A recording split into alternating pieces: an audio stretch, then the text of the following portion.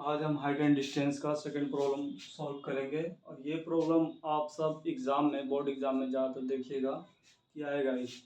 ये ऐसा प्रॉब्लम है कि आपको फिक्स है कि ये प्रॉब्लम मतलब ये आपको नंबर ये सब वही नहीं रहेगा, लेकिन ऐसा प्रॉब्लम आपको बोर्ड एग्ज़ाम में आएगा तो आएगा।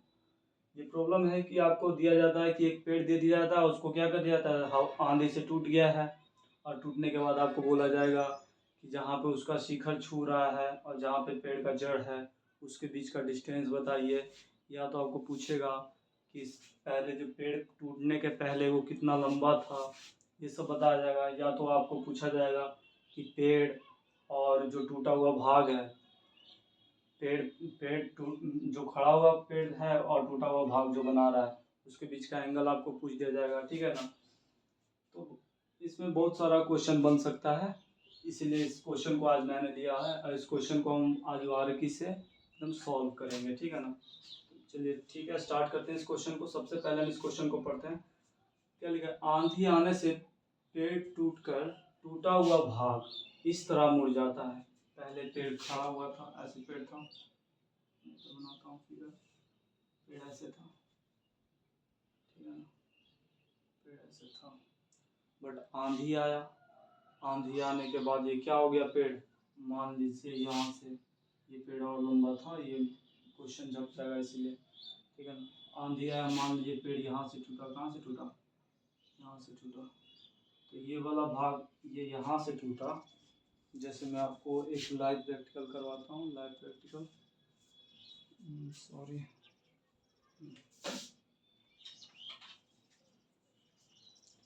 ये अभी मैं चार्जर का वो केबल दिया हूँ, ठीक है ना।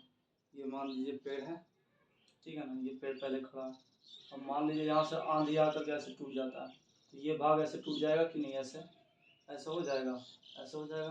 पहले ऐसे था बट टूटने के बाद कैसे हो जाएगा, ऐसे हो जाएगा ना, ठीक है। तो ऐसे हम पेड़ को समझते हैं, ठीक है ना। पेड़ में भी सिमिलर वैसे होगा। तो यहाँ से पेड़ टूट करके ये भाग कहाँ चला जाएगा, ये भाग यहाँ से टूटने के बाद ये भाग कहाँ चला जाएगा, नीचे जमीन को छू देगा। जमीन को अच्छा से तोड़ के बनाता हूँ। ये टूट करके कहाँ आ जाएगा, ये ज़मीन है ना, ये ज़मीन है जहाँ पे पेड़ लगा हुआ है, ये ज़मीन को छू देगा, ज़मीन को छू देगा ये पेड़। ये पूरा पेड़ है, पेड़ पूरा था ये जो है ना, ये पूरा पेड़ का लंबाई था। पेड़ का लंबाई हम लिख देता हूँ, ए से ए, इसको बी, अब बीच में रख देता हूँ सी को। ए बी मैंने इसलिए रखा कि ए बी पहले पेड़ का क्या था, ए बी पहले पेड़ का क्या था, लंबाई था, ठीक है ना, ऊंचाई था। अब इसमें कह रहा है क्या कि ये पेड़ टूटने के बाद इस तरह मुड़ता है कि पेड़ का शिखर ये था, जब टूटा नहीं था, तो पेड़ का शिखर कौन था, जब टूटा नहीं था तो पेड़ का शिखर ये था। यही भाग ना यहाँ से टूटने के बाद ये कहाँ चला आता है, जमीन पे सड़ जाता है, जमीन पे। यही भाग ना ऐसे टूट करके कहाँ जाता है, कहाँ सड़ जाता है, यहाँ जमीन पे सड़ जाता है। यही वाला भाग टूट करके कहाँ सड़ जाता है, जमीन पे सड़ जाता है, ठीक है ना। तो ये जमीन पे जब ये झुकता है, जमीन को छूता है, तो जमीन को छूने के बाद ये जमीन से ये कितना एंगल का कोण बनाता है, 30 डिग्री का। यानी इस एंगल का बात कर रहे हैं, जमीन से कितना डिग्री का कोण बना रहा है टूटने के बाद, आफ्टर टूटने के बाद ये कितना डिग्री का कोण बना रहा है, 30 डिग्री का। उसके बाद कह रहा है पेड़ के पाद बिंदु का मतलब होता है, देखो ये पेड़ है, पेड़ जहाँ पे खड़ा है ना, यानी सीधा समझिए इसका जड़, इसके जड़ को ही हम क्या बोलते हैं, पाद बिंदु। तो पाद बिंदु कौन होगा, ये वाला होगा। तो इस बिंदु, क्या कह रहा है, पेड़ के पाद बिंदु की दूरी, जहां पेड़ का शिखर जमीन को छूता है, यहाँ पेड़ का शिखर, यहाँ इस पेड़ का पाद बिंदु ये है और पेड़ का शिखर किस पॉइंट पे जमीन को छू रहा है, इस पॉइंट पे।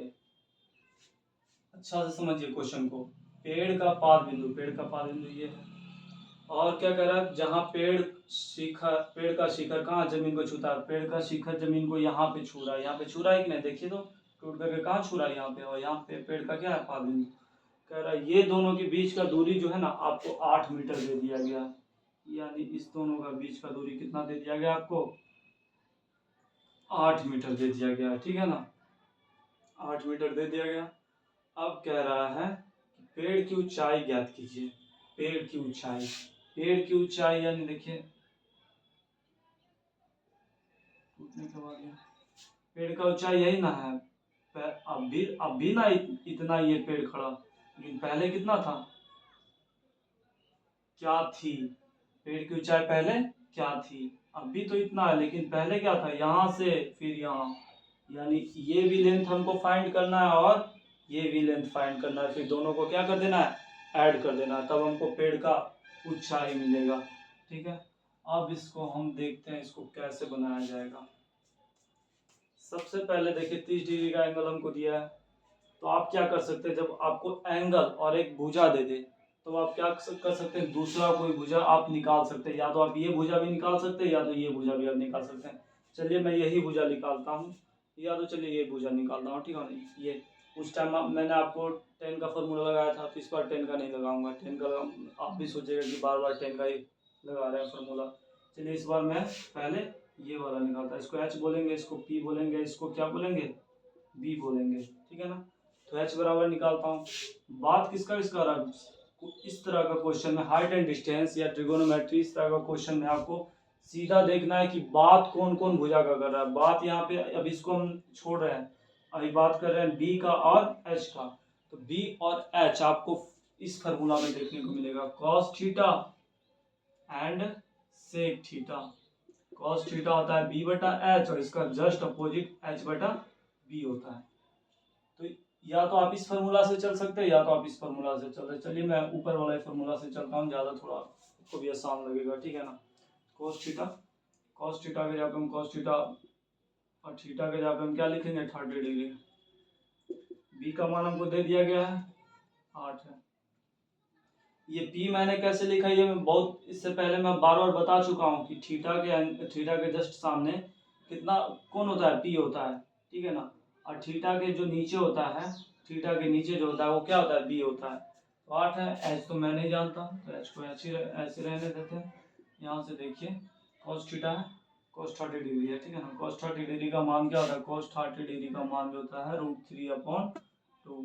ये सब आप एकदम हमेशा याद रख करिए, आपके जी पे होना चाहिए ये सब जी, समझे। तो यहाँ पे 8 है, तो 8 हमको एच निकालना है, ठीक है। एच को हम इधर भेजते हैं, ये सब कैलकुलेशन का चीज़ है, आप सब 7 8 वगैरह में ये सब पढ़े होंगे, ठीक है ना। सब कैलकुलेशन का चीज़ है। एच को जब इधर ले जाएंगे, एच इधर भागा में इधर आ जाएगा, गुना में आ जाएगा। एच को हम क्या कर देंगे, इधर ले जाएंगे, इसको इधर ले जाते हैं, इसको इधर ले जाते हैं, तो 8 है और 2 इधर भागा में उधर जाएगा, तो गुना में बराबर को बढ़ जाएगा गुना में।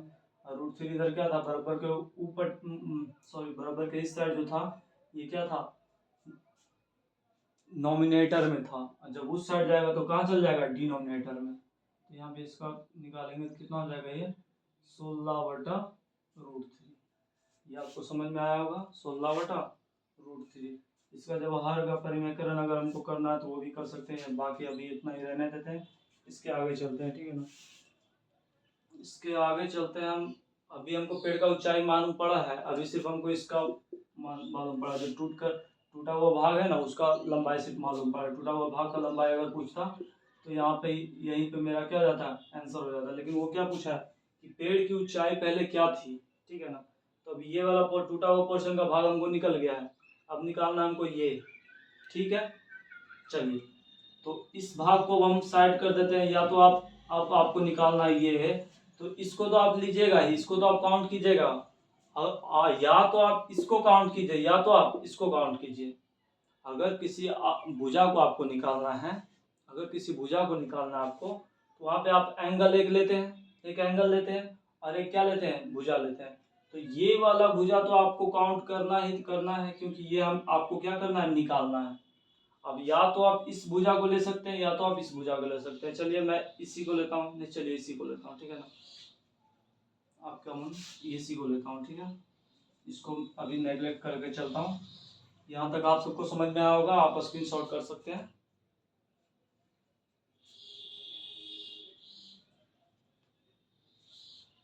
एच बराबर फाइंड हो गया, पी बराबर हमको फाइंड करना है पी और एच का बाद। पी और एच का बाद किसमें होता है, साइन थीटा। अब बार बार मैं ये चीज मैं बताऊंगा नहीं, इस पर मैं उतना मैं ज्यादा जोर नहीं दूंगा, ठीक है ना।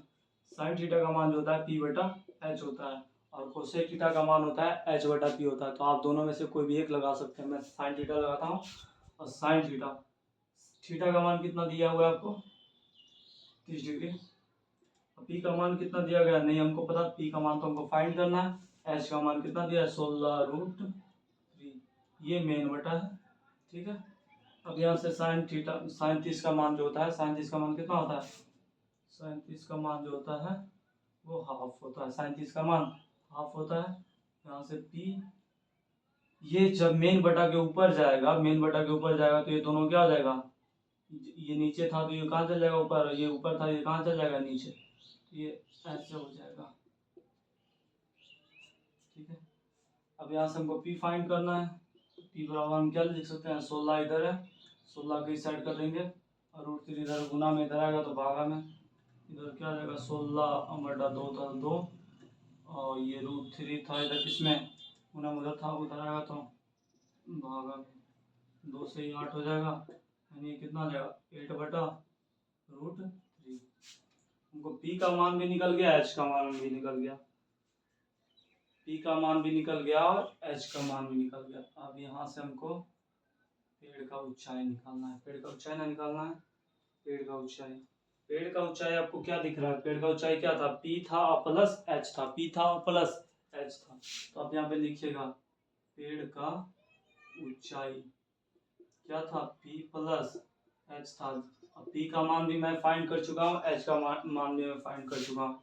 तो पी बराबर कितना था, 8/√3 प्लस 16/√3, √3 कॉमन रहेगा, सॉरी √3 क्या रहेगा, एलसीएम मेरा रहेगा, और 8 और 16 को हम जब जोड़ देंगे तो कितना आ जाएगा, हमको कितना मिलेगा, 24/√3। आपको कितना मिल गया, 24/√3। अब अगर आपको यहाँ पे आंसर में 24/√3 है तो यही आंसर हो गया। अगर इससे आगे करना है तो यहाँ से हम क्या करेंगे, आर का परिमीकरण निकाल देंगे।